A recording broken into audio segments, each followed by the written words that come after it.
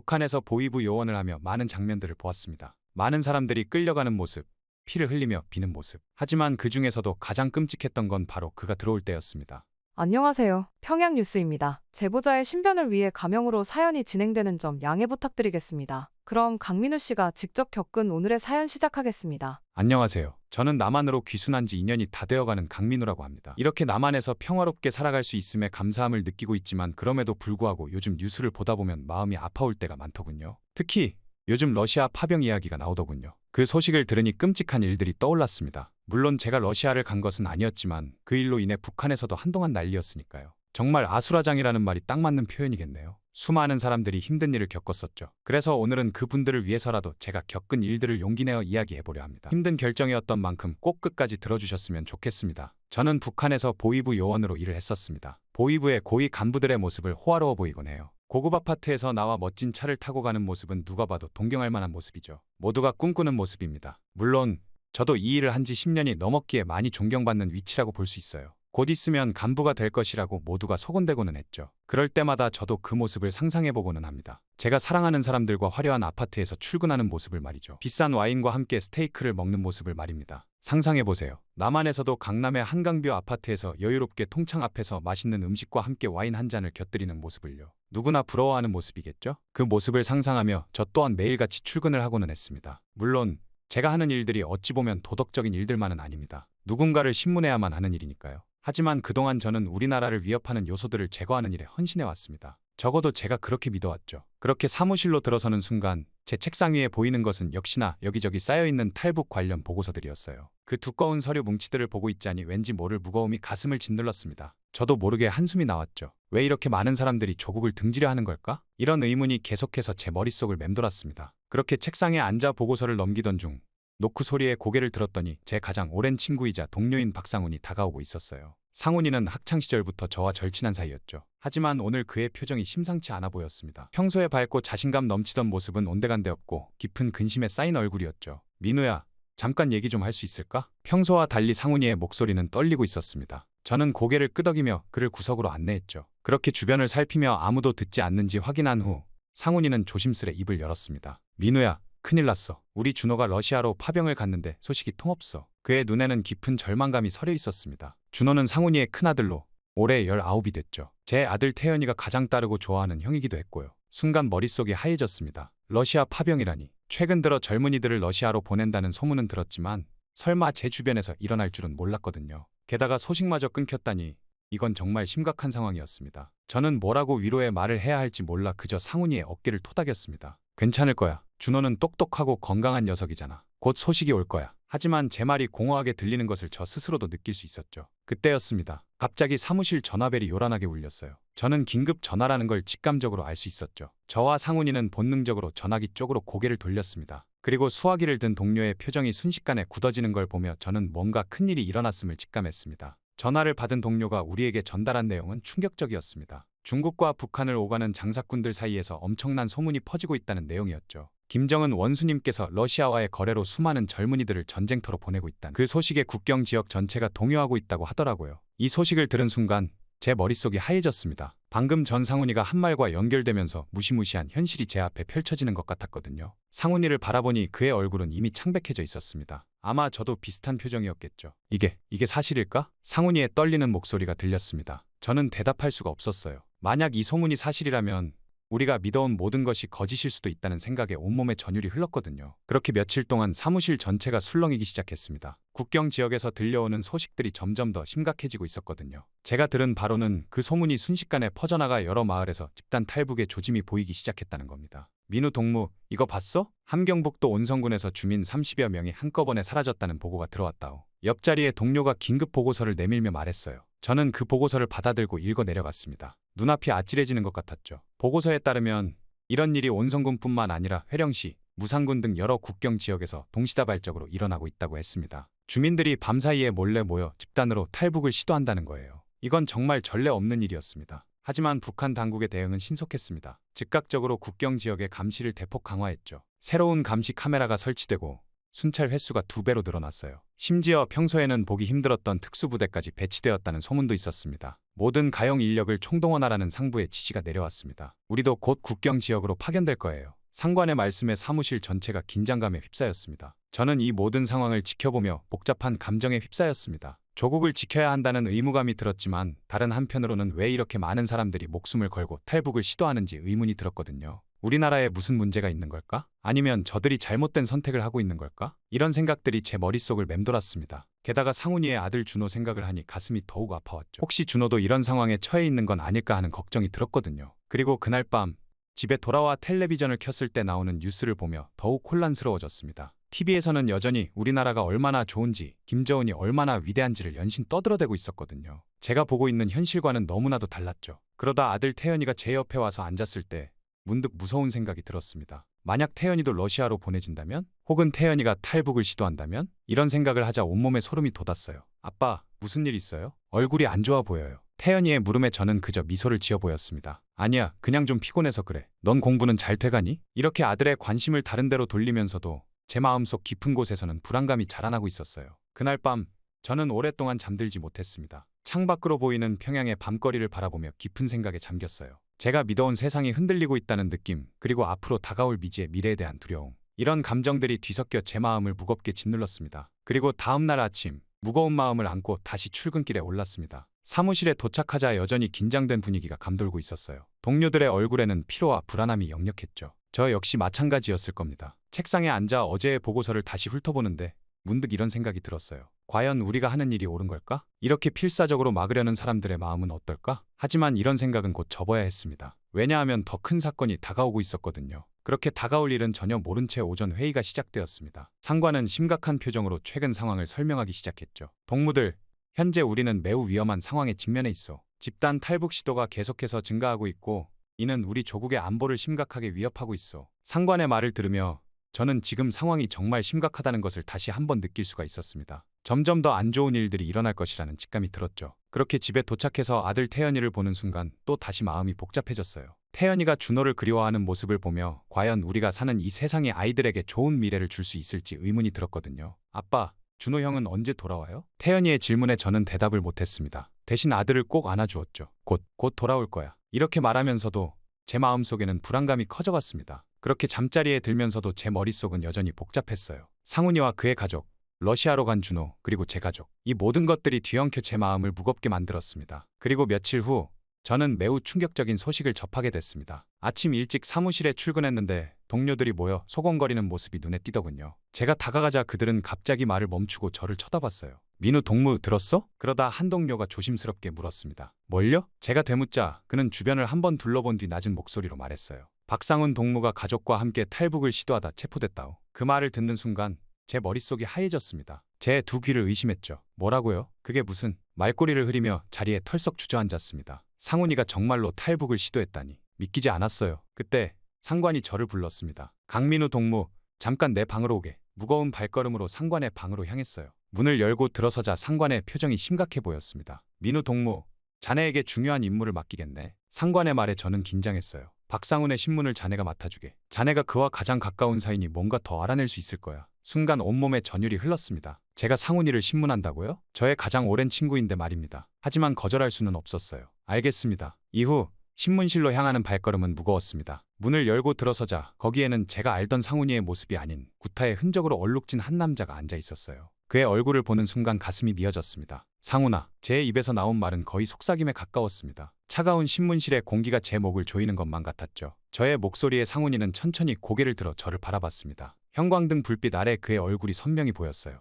왼쪽 눈가가 퉁퉁 부어 있었고 입가에는 말라붙은 핏자국이 있었습니다. 그의 눈에서 공포와 절망이 번갈아 스치다가 저를 알아보는 순간 어딘가 모르게 안도의 빛이 깃드는 것이 보이더군요. 그 눈빛에 제 가슴이 찢어지는 것만 같았습니다. 민우야, 왔구나. 상훈이의 목소리는 쉬어 있었습니다. 마치 오랫동안 외쳐 목이 쉰 사람처럼 말이에요. 그 목소리에서 고통과 안도감이 동시에 느껴졌습니다. 저는 천천히 의자에 앉았습니다. 신문 서류를 펼치려는데 손이 심하게 떨려 잘 잡히지 않더군요. 평소에는 아무렇지 않게 했던 일인데 오늘따라 이렇게 힘들 줄이야. 저는 최대한 깊게 숨을 들이쉬고 최대한 침착해 보이려 노력했습니다. 박상훈 동무, 자네는 왜 조국을 배신하려 했나? 되도록 공식적인 어조로 물었지만 이미 제 목소리는 미세하게 떨리고 있었습니다. 저의 질문에 상훈이는 잠시 침묵했습니다. 그러다 이내 눈빛이 흐려지더니 무언가를 회상하는 듯한 표정을 지었죠. 그리고 천천히, 아주 천천히 입을 열었어요. 민우야, 난 더 이상 견딜 수 없었어. 그의 목소리는 낮고 무거웠습니다. 우리 준호가 죽었어. 어떻게 죽었는지 알아? 아무것도 모르고 러시아에서 총알바지로 쓰고 버려진 거야. 하지만 위에서는 단지 의문의 사고라고만 하더군.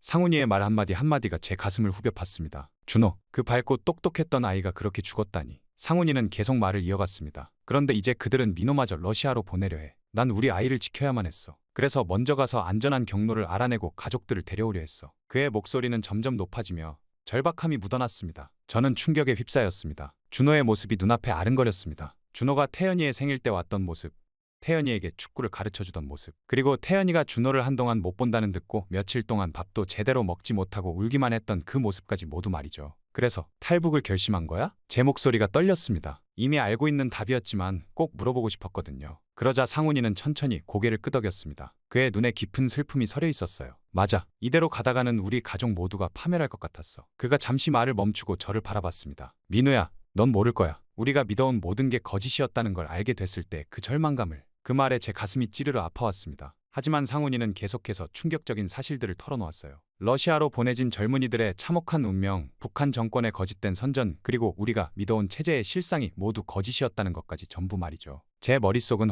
혼란스러워졌습니다. 이건 단순한 탈북 시도가 아니었습니다. 우리의 세계관 전체를 뒤흔드는 이야기였죠. 저는 도저히 어떻게 반응해야 할지 몰랐어요. 입을 열려고 했지만 목구멍에서 단어들이 걸려 나오지 않았습니다. 그리고 그때였어요. 상훈이가 갑자기 자리에서 일어나 제 발 앞에 무릎을 꿇었습니다. 그의 눈에서 눈물이 흘러내렸어요. 그 모습에 저는 숨이 멎는 것 같았습니다. 제발, 제발 부탁이야. 상훈이의 목소리는 떨리고 있었습니다. 내가 죽어도 좋으니 우리 민호만큼은 살려줘. 그 아이에겐 꿈이 있고 미래가 있어. 내 목숨을 바치겠다. 뭐든 하겠다. 그러니 제발, 제발 민호만큼은. 상훈이의 손이 제 무릎을 붙잡았습니다. 그의 손은 심하게 떨리고 있었어요. 저는 얼어붙은 듯 서 있었죠. 친구의 절규에 제 마음도 함께 찢어지는 것만 같았습니다. 그리고 그 모습을 보며 뜨거운 것이 제 뺨을 타고 흘러내렸어요. 눈물이었죠. 저도 모르게 흘러나온 눈물이 상훈이의 손등 위로 떨어졌어요. 그리고 그 순간 저는 더 이상 보안국 요원이 아니었습니다. 그저 절망에 빠진 친구 앞에 서 있는 한 인간일 뿐이었죠. 모든 것이 흐릿해지는 것 같았습니다. 제가 믿어온 세상, 제가 지켜온 가치관, 그 모든 것들이 무너져 내리고 있었어요. 일어나, 제발 일어나 상훈아. 떨리는 손으로 상훈이를 일으켜 세웠습니다. 무슨 말을 해야 할지 몰랐어요. 그저 친구를 꼭 안아줄 수밖에 없었습니다. 신문을 마치고 사무실로 돌아오는 길,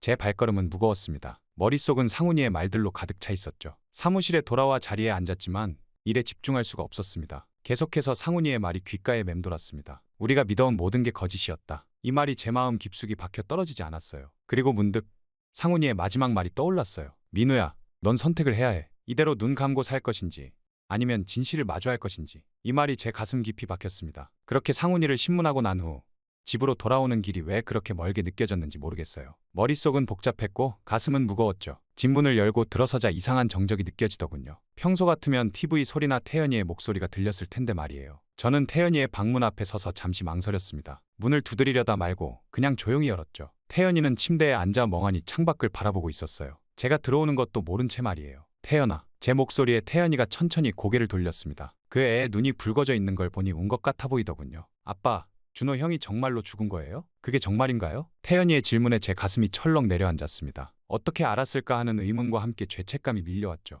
태연아, 그걸 어떻게? 학교에서 들었어요. 형의 친구들이 모두들 그렇게 말하더라고요. 의문의 사고로 죽었다고. 태연이의 목소리가 떨렸어요. 저는 무어라 대답해야 할지 몰랐습니다. 상훈이에게서 들은 진실을 말해줘야 할까? 아니면 공식적인 설명을 해줘야 할까? 결국 저는 아무 말도 하지 못한 채 그저 아들을 꼭 끌어안았습니다. 아빠, 정말인가요? 태연이의 눈에서 계속해서 눈물이 흘러내렸어요. 태연아, 제 목소리도 떨렸습니다. 세상에는 때로 우리가 이해할 수 없는 일들이 일어나. 하지만 준호는 분명 너의 기억 속에서 영원히 살아있을 거야. 태연이를 안고 있는 동안 TV에서 흘러나오는 뉴스 소리가 제 귀에 들어왔습니다. 러시아와의 전쟁이 장기화되면서 더 많은 인력이 필요할 것으로 보입니다. 우리의 위대한 지도자님께서는. 그 순간 저는 마치 얼음물을 뒤집어 쓴 것만 같았습니다. 온몸에 피가 얼어붙는 듯한 느낌이 들었죠. 태연이를 안고 있던 제 팔에 무의식적으로 힘이 들어갔어요. 마치 누군가가 지금 당장 태연이를 데려갈 것만 같았거든요. 뉴스 앵커의 목소리가 계속 들리는 가운데 끔찍한 생각이 제 머릿속을 파고들기 시작했습니다. 더 많은 인력이 필요하다고? 그럼 태연이도 혹시 숨이 턱 막혔어요. 태연이가 러시아 전쟁에 끌려갈 수도 있다는 생각이 번개처럼 스쳐 지나갔죠. 순식간에 온갖 장면들이 제 눈앞에 펼쳐졌습니다. 태연이가 집에서 강제로 끌려나가는 모습, 군복을 입고 러시아로 떠나는 모습,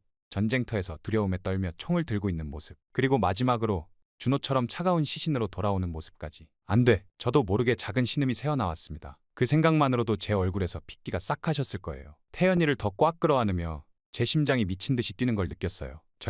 절대로 그렇게 되면 안 돼. 아빠, 괜찮아요? 태연이의 걱정 어린 목소리에 정신이 번쩍 들었어요. 고개를 돌려보니 아들의 눈에 걱정이 가득했죠. 눈물이 가득 고인 새까만 눈동자가 저를 뚫어지게 쳐다보고 있었어요. 그 눈에 비친 제 모습은 얼마나 창백하고 불안해 보였을까요? 저는 억지로 미소를 지어 보였습니다. 괜찮아. 그냥 좀 피곤해서 그래. 물론 거짓말이었죠. 하지만 태연이에게 제 불안을 보여줄 순 없었습니다. 그날 밤 침대에 누웠지만 잠은 오지 않았습니다. 눈을 감으면 끔찍한 장면들이 펼쳐졌거든요. 눈을 감을 때마다 저는 러시아의 어느 전쟁터에 서 있었어요. 사방에서 총소리와 폭발음이 들려왔죠. 그리고 멀리서 태연이를 발견했어요. 태연아, 이리 와. 제가 필사적으로 소리쳤지만 제 목소리가 태연이에게 닿지 않는 것 같았어요. 저는 필사적으로 태연이를 향해 달려갔지만 아무리 뛰어도 거리가 좁혀지지 않았죠. 오히려 태연이가 점점 더 멀어지는 것 같았습니다. 그때였어요. 갑자기 커다란 폭발음과 함께 태연이가 쓰러지고 말았습니다. 안 돼. 제 비명이 꿈속을 가득 채웠지만 이미 늦었어요. 저는 갈기갈기 찢겨지는 아들의 모습을 바라볼 수밖에 없었죠. 무력감, 절망감, 그리고 깊은 후회가 제 마음을 난도질하는 것만 같았어요. 태연아, 소리치며 깨어났을 때 온몸이 땀에 흠뻑 젖어 있었어요. 숨을 고르며 주변을 둘러보니 다행히 꿈이었더라고요. 하지만 그 악몽이 현실이 될 수도 있다는 생각에 가슴이 조여왔습니다. 창밖을 바라보며 저는 깊은 생각에 잠겼습니다. 달빛이 어둠을 가르며 방 안으로 스며들었죠. 그 희미한 빛 속에서 문득 깨달음을 얻었어요. 이대로 가다가는 태연이도 이 나라의 모든 젊은이들도 희생양이 될 거야. 난 절대 그렇게 둘 수 없어. 그 순간 제 마음속에 단단한 결심이 자리 잡았습니다. 더 이상 이 체제 아래에서는 미래가 없다는 걸 깨달았거든요. 단순히 상훈이와 그의 가족을 돕는 것이 단순히 친구를 위한 것만은 아니었어요. 그건 제 가족을 위한 것이고 이 나라의 모든 무고한 젊은이들을 위한 것이었죠. 그렇게 그날 밤 저는 새로운 길을 가기로 했습니다. 위험하고 어려운 길이 될 거란 걸 알았지만 더 이상 주저할 수 없었죠. 상훈이와 그의 가족, 그리고 제 가족과 이 나라의 모든 무고한 이들을 위해 저는 행동해야만 했어요. 그리고 다음 날 빠르게 행동을 해야 한다는 생각이 들더군요. 하지만 어디서부터 시작해야 할지 막막했죠. 보안국 요원인 제가 탈북을 돕는다는 건 그것도 상훈이와 그의 가족, 그리고 제 가족까지 정말 위험천만한 일이었으니까요. 그 생각만으로도 등줄기에 식은땀이 흘렀습니다. 우선 저는 은밀하게 정보를 모으기 시작했습니다. 매일 밤 동료들이 모두 퇴근하고 난 뒤 사무실에 혼자 남아 비밀 문서들을 살펴보았죠. 국경 경비 일정, 감시 카메라의 위치, 순찰대의 경로, 모든 정보가 소중했어요. 문서를 볼 때마다 심장이 쿵쾅거렸어요. 마치 누군가가 제 뒤에서 지켜보고 있는 것 같은 느낌이 들었거든요. 덜컥 갑자기 문이 열리는 소리에 저는 화들짝 놀라 서류를 서랍에 밀어 넣었습니다. 민우 동무, 왜 이렇게 늦게까지 일하나? 동료의 물음에 저는 애써 태연한 척 웃으며 대답했습니다. 요즘 일이 너무 많아서 말이야. 목소리가 떨리지 않게 하려고 했었지만 제 귀에도 어색하게 들렸습니다. 이렇게 거짓말을 할 때마다 죄책감이 몰려왔지만 어쩔 수 없었죠. 이건 우리 모두를 위한 거야. 마음속으로 되뇌었습니다. 이것이 끝이 아니었습니다. 상훈이의 아내 유나를 은밀히 만나야 했죠. 저는 도시 외곽의 한적한 공원에서 그녀를 만났습니다. 유나의 눈에는 깊은 절망감이 서려 있었어요. 얼마나 힘들었을까. 그 모습을 보니 가슴이 아팠어요. 유나 씨, 저 상훈이를 돕고 싶어요. 제 말에 그녀의 눈이 커졌습니다. 주변을 살피며 낮은 목소리로 말했죠. 정말인가요? 하지만 어떻게? 아직 구체적인 계획은 없지만 함께 준비하면 길이 있을 거예요. 제 말에 그녀의 눈에 희망의 빛이 어렸어요. 그 순간 우리 주변에 나뭇잎 살랑거리는 소리가 유독 크게 들리는 것 같았어요. 고마워요, 민우 씨. 하지만 너무 위험해요. 당신까지 위험에 빠뜨리고 싶지 않아요. 유나의 목소리에 걱정이 묻어났어요. 저는 고개를 저었습니다. 이건 단순히 상훈이 가족만을 위한 게 아니에요. 우리 모두를 위한 거예요. 그 말을 하는 순간 제 안의 두려움이 조금은 줄어드는 것 같았습니다. 게다가 집에 돌아와 자신의 아내 미진이에게 탈북 계획을 털어놓는 순간은 정말 힘들었어요. 부엌에서 설거지를 하던 미진의 뒷모습을 보며 어떻게 말을 꺼내야 할지 한참을 고민했죠. 여보, 잠깐 얘기 좀 할 수 있을까? 제 목소리가 떨렸어요. 미진이는 제 표정을 보고 곧바로 무슨 일인지 눈치챈 것 같았어요. 그녀의 얼굴이 창백해졌죠. 저는 모든 걸 설명했어요. 처음에 미진이는 충격과 두려움에 반대했지만 태연의 미래를 언급하자 그녀의 표정이 바뀌었어요. 여보, 정말 이렇게 하는 게 맞을까요? 미진이의 떨리는 목소리에 저도 흔들렸어요. 하지만 태연이의 얼굴을 떠올리며 마음을 다잡았죠. 그래, 우리가 할 수 있는 유일한 길이야. 태연이의 미래를 위해서. 그러자 제 말에 미진이는 천천히 고개를 끄덕였어요. 그녀의 눈에 눈물이 고이는 걸 봤지만 우리는 서로 아무 말도 하지 않았어요. 이후 계획을 세우는 과정 또한 정말 힘들었습니다. 매 순간이 위험의 연속이었죠. 국경을 어떻게 넘을 것인지, 어떤 루트로 갈 것인지, 필요한 물품은 무엇인지 모든 것을 꼼꼼히 따져봐야 했으니까요. 밤마다 지도를 펼쳐놓고 연필로 이리저리 선을 그어가며 최적의 경로를 찾았죠. 그리고 어느 날 밤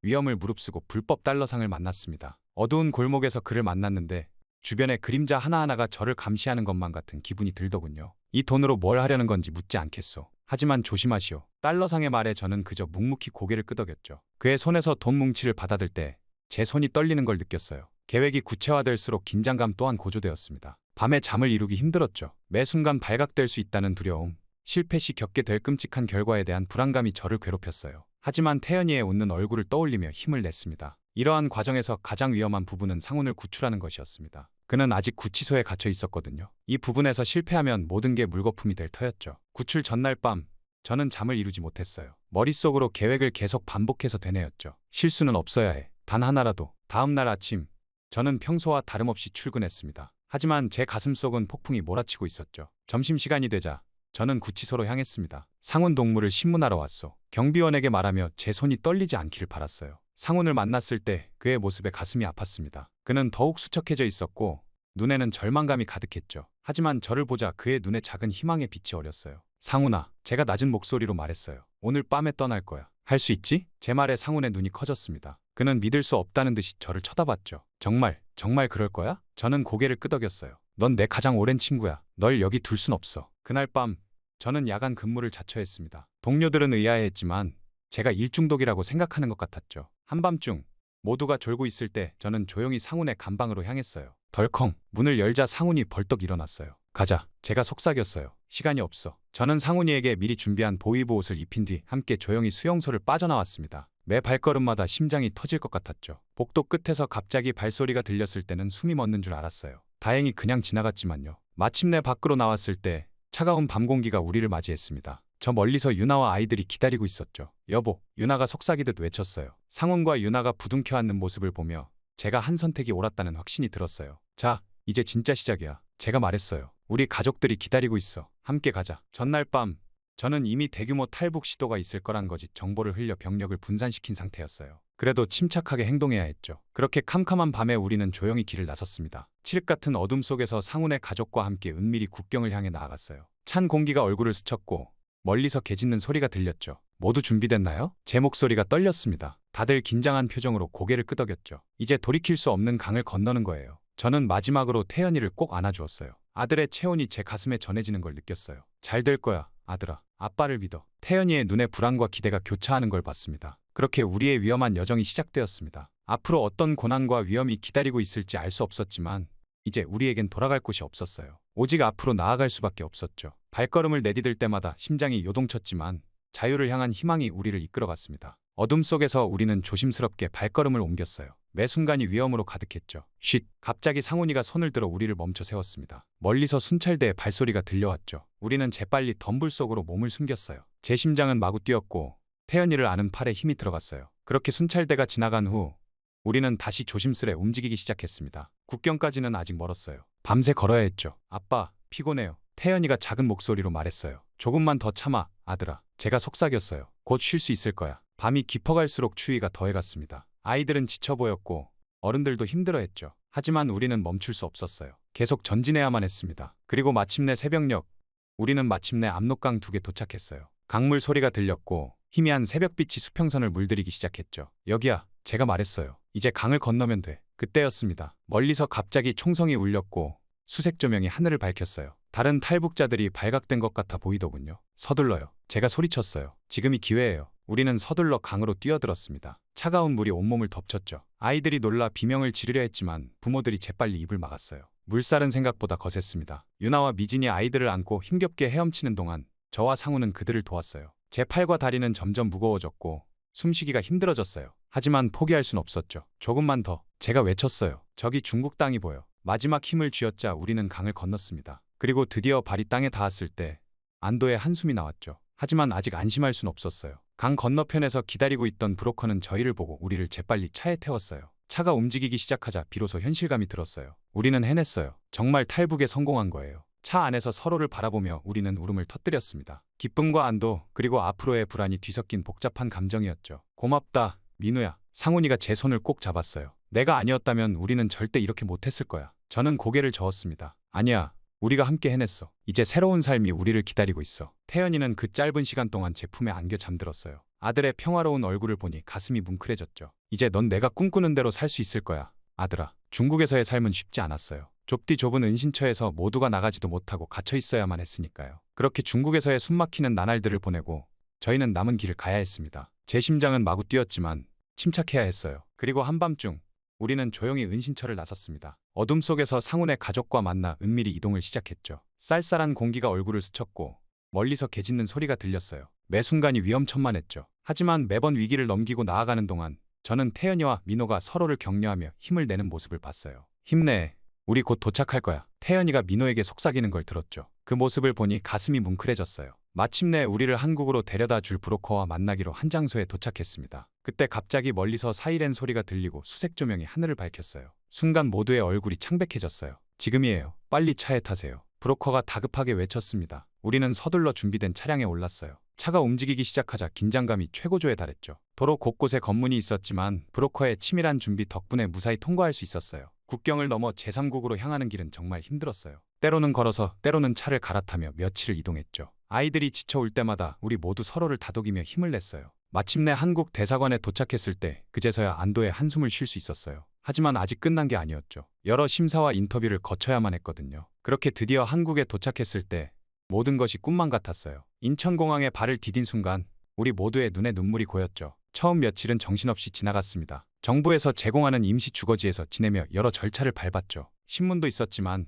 이번엔 달랐어요. 그들은 모두 우리를 도와주려는 사람들이었거든요. 물론 새로운 삶에 적응하는 건 쉽지 않았습니다. 하지만 우리는 서로를 의지하며 하루하루 나아갔죠. 저와 상우는 북한 인권단체에서 일하기 시작했어요. 우리의 경험을 살려 다른 탈북자들을 돕는 일이었죠. 태연이와 민호는 학교에 다니기 시작했습니다. 처음에는 말투나 문화 차이로 어려움을 겪었지만 점차 적응해 나갔죠. 아이들이 꿈을 키워나가는 모습을 보는 건 정말 감동적이었어요. 어느 날 저녁 TV에서 한 탈북 청년의 성공 소식이 나왔습니다. 화면 속 청년의 환한 미소를 보며 저는 문득 태연이와 민호의 미래를 그려보게 되었죠. 우리의 선택이 옳았어. 제가 옆에 앉은 상훈이에게 말했어요. 상훈이는 고개를 끄덕이며 제 손을 꽉 잡았습니다. 그래.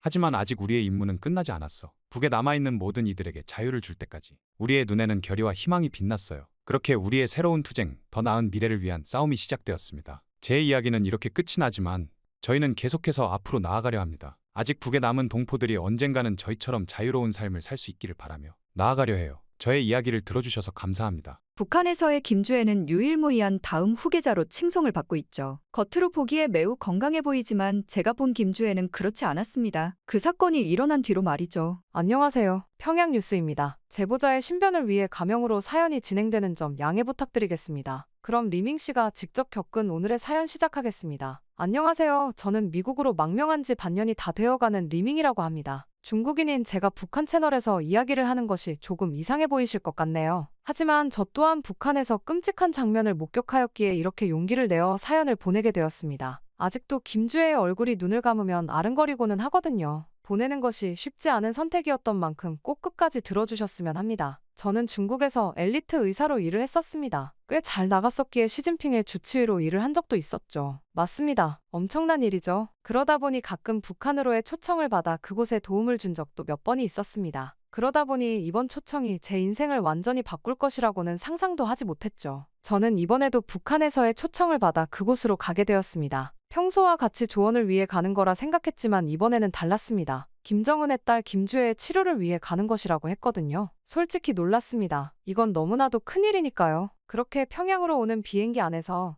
저는 계속해서 제가 받은 초청의 의미를 곱씹었습니다. 북한의 최고 지도자 김정은의 딸 김주애를 치료하라니. 이건 단순한 의료 자문 이상의 의미를 지니고 있다는 걸 직감했습니다. 제 전문성이 인정받은 것도 기뻤지만 동시에 이 임무가 가져올 위험에 대한 불안감도 컸어요. 그렇게 공항에서 나와 차에 탑승하자마자 눈에 띄게 긴장한 표정의 관리가 저에게 다가와 귓속말로 말했습니다. 리밍 박사님, 우리는 지금 바로 중앙병원으로 갈 겁니다. 그곳에서 김주애님의 상태에 대한 브리핑을 받으실 거예요. 그의 목소리에서 긴박함이 느껴졌습니다. 저는 고개를 끄덕이며 대답했죠. 알겠습니다. 최선을 다해 도와드리겠습니다. 차창 밖으로 평양의 거리가 스쳐 지나갔어요. 겉으로 보기에 도시는 평화로워 보였지만 어딘가 모르게 불안한 기운이 감돌았습니다. 사람들의 걸음걸이, 경비병들의 날카로운 시선, 모든 것이 평소와는 다른 듯했죠. 제 직감이 맞다면 김주혜의 상태가 단순한 건강 문제 이상이라는 걸 의미하는 것 같아 보이더군요. 그렇게 중앙병원에 도착하자 저는 곧바로 회의실로 안내되었습니다. 그곳에는 이미 김정은의 비서와 의료진들이 모여 있었어요. 그들의 표정은 하나같이 굳어 있었고 방 안의 공기는 무거웠습니다. 제가 자리에 앉자마자 김정은의 수석 비서로 보이는 사람이 말을 시작했어요. 리밍 박사님, 당신의 방문을 환영합니다. 저희는 현재 매우 민감하고 위급한 상황에 처해 있습니다. 김주혜가 오랜 시간 공식 석상의 모습을 드러내지 못하고 있어요. 이는 단순한 건강상의 문제가 아닙니다. 그의 말에 저는 깊은 숨을 들이쉬었습니다. 제 예감이 맞았던 거죠. 자세한 상황을 설명해 주시겠습니까? 제가 물었어요. 그러자 의료진 중 한 명이 나서서 김주혜의 의료 기록을 제게 건넸습니다. 그는 김정은의 주치의로 보였어요. 저는 그 기록을 훑어보며 점점 더 깊은 고민에 빠져들었습니다. 불면증, 극도의 불안 증세, 간헐적인 발작. 이 증상들은 단순한 신체적 질병으로는 설명되지 않았거든요. 제가 직접 만나볼 수 있을까요? 제가 조심스럽게 물었습니다. 김정은의 비서와 의료진들은 서로 눈빛을 교환했고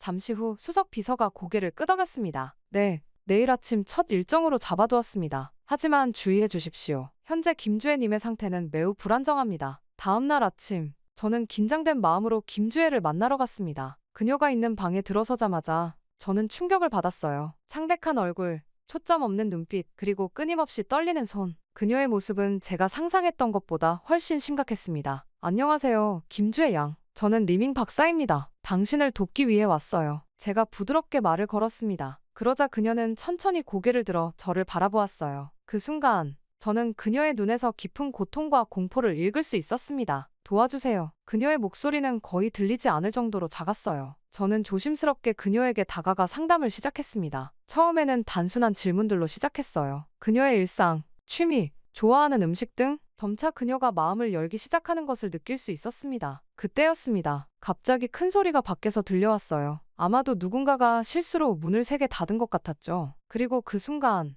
제가 목격한 김주혜의 반응은 충격적이었습니다. 김주혜가 갑자기 몸을 웅크리고 귀를 막은 채 흐느끼기 시작했거든요. 안 돼, 안 돼. 제발 저를 데려가지 마세요. 저는 즉시 그녀를 안심시키려 했지만 그녀의 상태는 쉽게 진정되지 않았습니다. 그녀의 어깨는 경련을 일으키고 있었고 눈은 빠르게 깜빡거리고 있었어요. 때로는 불수의적인 소리를 내기도 했죠. 이런 증상들, 저는 이것이 심각한 외상후 스트레스 장애의 징후라는 것을 깨달았습니다. 그리고 여러 시간의 상담 끝에 저는 충격적인 진실을 알게 되었습니다. 김주혜는 몇 달 전 납치를 당했었다고 하더군요. 누구였는지는 기억이 나지 않는다고 말이죠. 아마 그때의 경험이 그녀에게 깊은 정신적 외상을 남긴 것 같았습니다. 그들이 저를 잡아갔어요. 어두운 방에. 그리고 그녀는 더 이상 말을 잇지 못하고 울음을 터뜨렸습니다. 그저 눈을 떴더니 집 앞이었다고만 이야기하더군요. 저는 그녀의 손을 잡아주며 말했습니다. 김주혜 양, 당신은 이제 안전해요. 제가 당신을 도와드리겠습니다. 우리 함께 이 어려움을 극복해 나가요. 그날 저녁,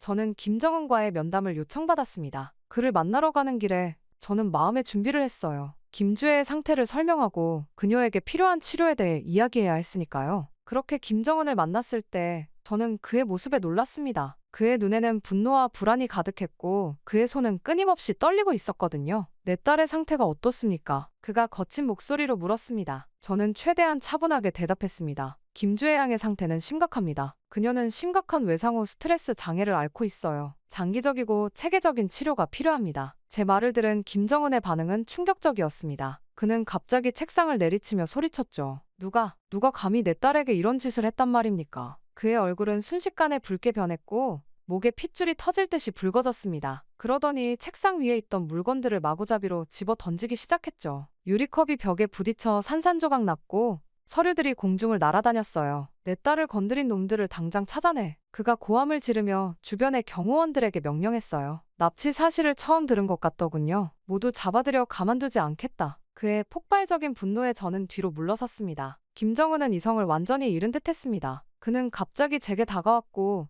저는 그의 거친 숨결을 느낄 수 있었어요. 그의 눈은 충혈되어 있었고 입에서는 거친 숨소리가 새어나왔습니다. 그 순간 저는 김정은의 불안정한 정서 상태가 김주혜의 치료에 큰 장애물이 될 것이라는 것을 깨달았습니다. 그의 극단적인 반응은 김주혜의 상태를 더욱 악화시킬 수 있었거든요. 김정은은 마지막으로 책상을 한 번 더 내리치고는 방을 나가버렸습니다. 그가 떠난 후에도 그의 분노의 잔상이 공기 중에 무겁게 남아있는 것 같았죠. 면담이 끝나고 제 숙소로 돌아오면서 저는 깊은 고민에 빠졌습니다. 김주혜의 정신적 외상과 김정은의 불안정한 행동이 서로를 악화시키는 악순환에 빠져있다는 것이 명확해졌거든요. 이 상황을 어떻게 해결해야 할까요? 저는 밤새 치료 계획을 세우며 이 복잡한 상황을 헤쳐나갈 방법을 고민했습니다. 그렇게 제 평양에서의 첫날이 끝이 났습니다. 김주혜의 상태, 김정은의 불안정한 모습, 그리고 이 모든 상황의 복잡성을 생각하니 머리가 지끈거리더군요. 하지만 저는 포기할 수 없었어요. 이것이 단순한 의료적 문제가 아니라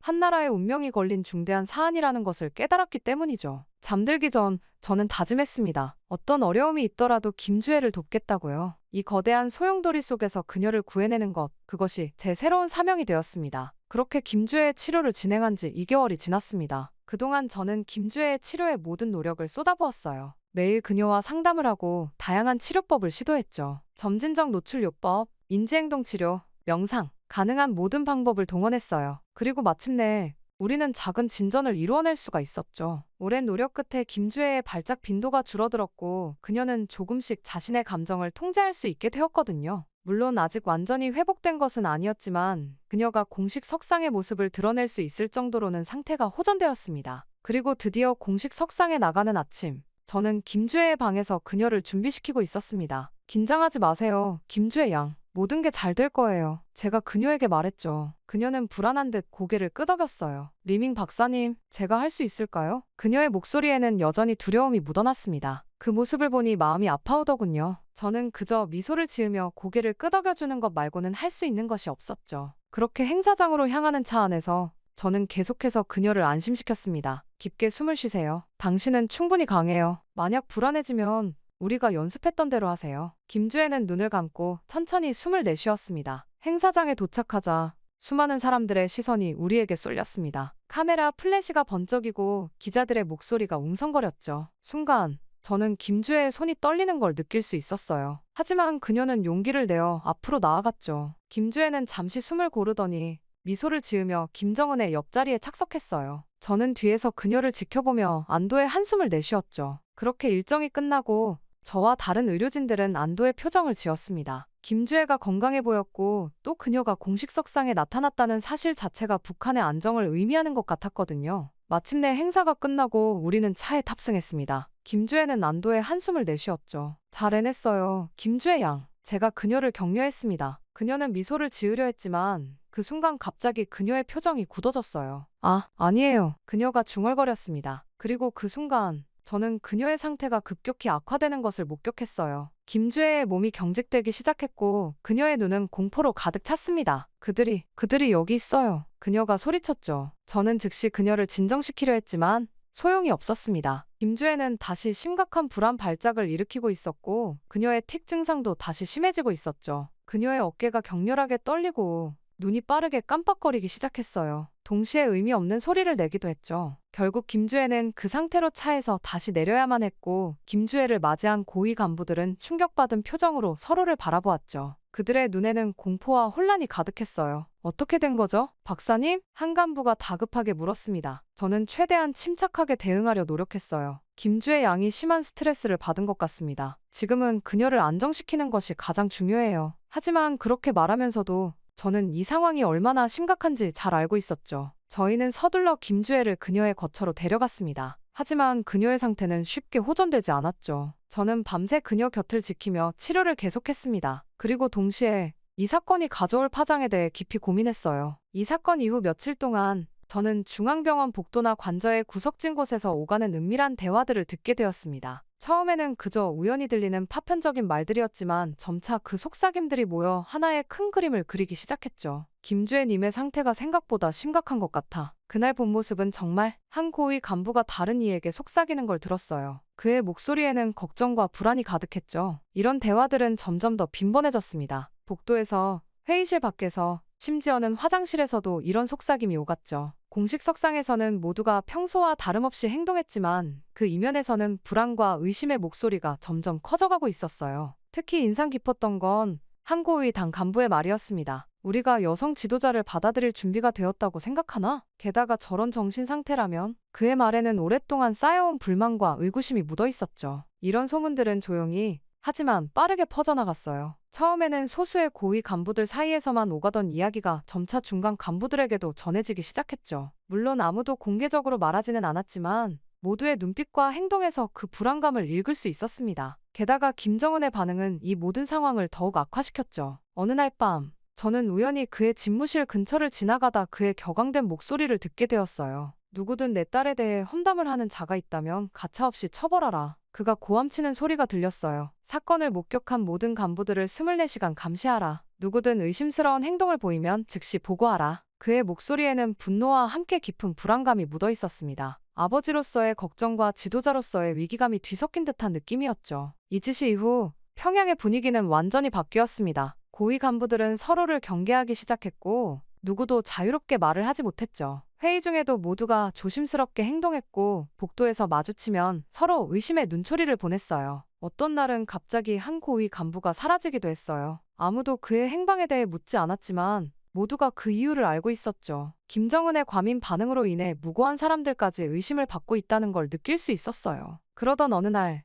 저는 우연히 두 고위 간부의 대화를 엿듣게 되었습니다. 현송월과 김여정의 갈등이 심각해지고 있어. 이 상황을 어떻게 봐? 한 사람이 물었죠. 다른 이가 대답했어요. 이건 김주애님의 후계 문제와 직결돼 있어. 말을 조심하는 게 좋겠네. 이런 갈등은 김정은의 불안정한 상태를 더욱 악화시켰습니다. 각 파벌은 김주애의 상태를 자신들에게 유리한 방향으로 이용하려 했고 이로 인해 북한 고위층 내부의 긴장은 극에 달했죠. 이런 권력 다툼 속에서 김주애의 실제 건강 상태는 뒷전으로 밀려나는 듯했어요. 실제로 김주애의 상태 개선은 더디게 진행되었어요. 이런 상황 속에서 김정은의 폭력성과 예측 불가능한 행동은 점점 더 극단적으로 변해갔죠. 그러던 어느 날 아침, 저는 충격적인 소식을 듣게 되었어요. 김정은이 한 고위 간부를 직접 구타했다는 거예요. 그 이유는 단순히 그 간부가 김주애의 상태에 대해 부정적인 보고를 했기 때문이었죠. 또 다른 날에는 김정은이 갑작스럽게 대규모 군사훈련을 명령하기도 했습니다. 이유도 분명치 않은 채로요. 이런 예측 불가능한 행동들은 모든 일을 불안에 떨게 만들었죠. 그러던 어느 날 아침,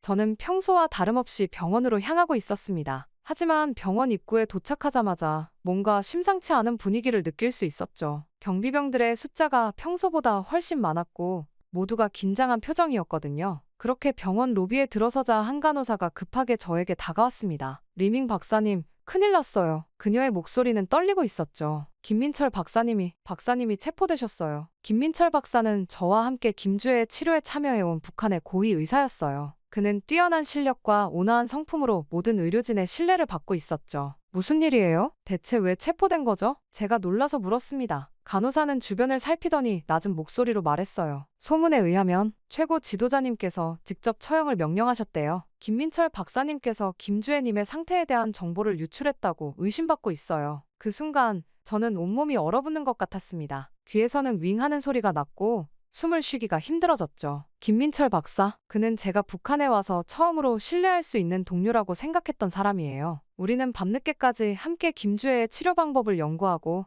서로의 고민을 나누었죠. 그건 말도 안 돼요. 제가 중얼거렸습니다. 김민철 박사님은 절대 그럴 분이 아니에요. 그는 단지 자신의 일을 했을 뿐인데. 그때 복도 끝에서 소란스러운 소리가 들렸습니다. 우리가 고개를 돌리자 여러 명의 군인들이 김 박사를 끌고 가는 모습이 보였죠. 김민철 박사의 얼굴은 이미 피투성이었고 그의 눈에는 공포와 절망이 가득했어요. 우리의 눈이 마주쳤을 때 김민철 박사는 제게 뭔가를 말하려는 듯 입을 열었어요. 하지만 그 순간 한 군인이 그의 머리를 가격했고 김민철 박사는 의식을 잃은 채 끌려나가고 말았죠. 그 광경을 목격하면서 저는 깊은 공포에 빠졌습니다. 그리고 동시에 깨달았죠. 저도 언제든 같은 운명에 처할 수 있다는 것을 말이에요. 리밍 박사님, 한 간호사가 떨리는 목소리로 저에게 말했습니다. 조심하세요. 우리 모두가 위험해요. 누구도 안전하지 않아요. 이 사건은 북한 전체에 충격파를 몰고 왔어요. 고위층 내에서는 김정은의 통치 능력에 대한 의문이 더욱 커졌고 일부 간부들은 은밀히 대안을 모색하기 시작했다는 소문도 들렸죠. 결국 이런 외부의 압박은 김정은을 더욱 예민하게 만들었고 그의 폭력성은 더욱 심해졌어요. 의료진에 대한 이러한 폭력적 처사는 김주애의 치료에도 심각한 차질을 빚었습니다. 누구도 적극적으로 나서서 치료에 참여하려 하지 않았죠. 모두가 자신의 의견을 말하는 것을 두려워했으니까요. 박사님,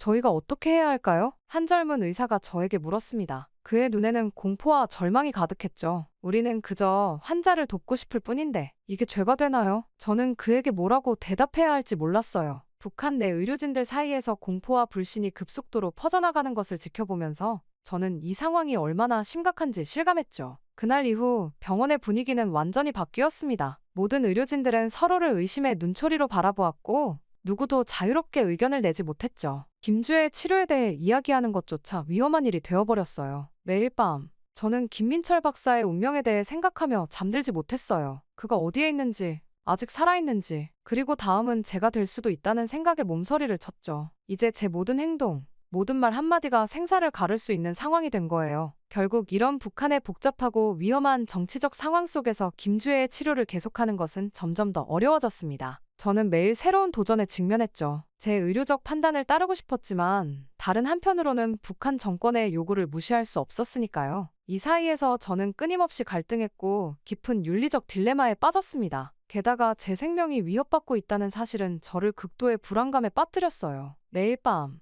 누군가가 문을 두드리고 저를 체포하러 올지도 모른다는 두려움에 잠을 이루지 못했죠. 하지만 그럼에도 불구하고 저는 김주혜를 위해 최선을 다하려 노력했어요. 그녀는 제 환자였고 저는 의사로서의 책임을 다해야 한다고 믿었습니다. 그러나 제 모든 노력에도 불구하고 김주혜의 상태는 크게 개선되지 않았습니다. 오히려 그녀의 상태는 점점 더 악화되어 갔죠. 매일 아침 그녀의 병실에 들어설 때마다 저는 오히려 새로운 증상들을 발견하게 되었어요. 어느 날 저는 김주혜가 창밖을 바라보며 혼잣말을 하고 있는 것을 발견했어요. 저기 숨어 있어. 나를 지켜보고 있어. 그녀의 목소리는 떨리고 있었고 눈빛은 공허했죠. 제가 다가가 누가 숨어 있다는 거예요? 라고 물었을 때 그녀는 갑자기 저를 향해 소리를 질렀어요. 당신도 그들 중 하나예요. 모두가 나를 속이고 있어. 다른 날에는 그녀가 갑자기 울음을 터뜨리기 시작했어요. 그것도 아무런 이유 없이 말이죠. 1시간 넘게 울음을 멈추지 않았고 누구도 그녀를 진정시킬 수 없었습니다. 그녀의 눈물이 마르고 난 후 그녀는 마치 아무 일도 없었다는 듯이 평온해 보였죠. 이런 급격한 감정의 변화는 점점 더 빈번해졌어요. 가장 걱정되는 것은 그녀의 현실 감각이 점점 흐려지고 있다는 것이었습니다. 때로는 아무도 없는 공간을 향해 대화를 나누기도 했죠. 네, 아버지, 제가 잘하고 있죠. 저는 강해질 거예요. 아버지께서 원하는 대로. 이런 환각 증세는 점점 더 심해졌고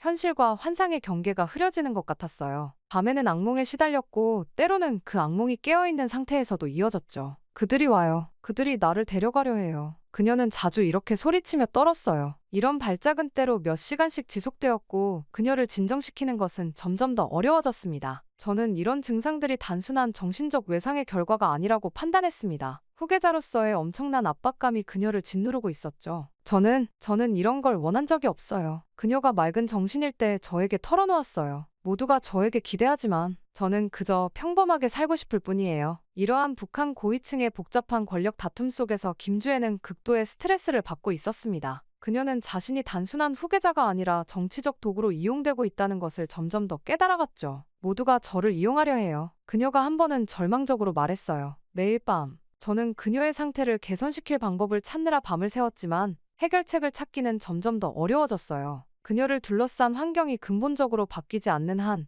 진정한 치료는 불가능할 것 같았죠. 그리고 그 사실이 저를 더욱 절망스럽게 만들었죠. 시간이 지날수록 북한 내부의 정치적 긴장은 극에 달했습니다. 마치 화산이 폭발 직전의 상태처럼 모든 것이 일촉즉발의 상황이었죠. 그러면서 저는 점점 더 심각한 위협을 느꼈어요. 한 번은 제가 김주혜의 상태에 대해 솔직하게 보고했다는 이유로 한 고위 관리로부터 심각한 경고를 받았죠. 리밍 박사, 당신의 보고서가 최고 지도자 동지의 심기를 불편하게 했소. 앞으로는 좀 더 긍정적인 내용으로 작성하시오. 그렇지 않으면 그의 말끝은 흐려졌지만 그 의미는 분명했어요. 게다가 그는 사소한 일에도 폭발적으로 화를 냈어요. 한 번은 식사 중 음식의 온도가 마음에 들지 않는다며 주방장 전체를 처벌했다는 소문이 돌았죠. 또 다른 때는 자신의 초상화가 약간 기울어져 있다는 이유로 한 건물의 관리자들을 모두 숙청했다고 해요. 이런 극도의 긴장 속에서 저는 점점 더 고립감을 느꼈어요. 누구를 신뢰해야 할지, 어떻게 행동해야 안전할지 확신할 수 없었죠. 매 순간이 살얼음판을 걷는 것 같았고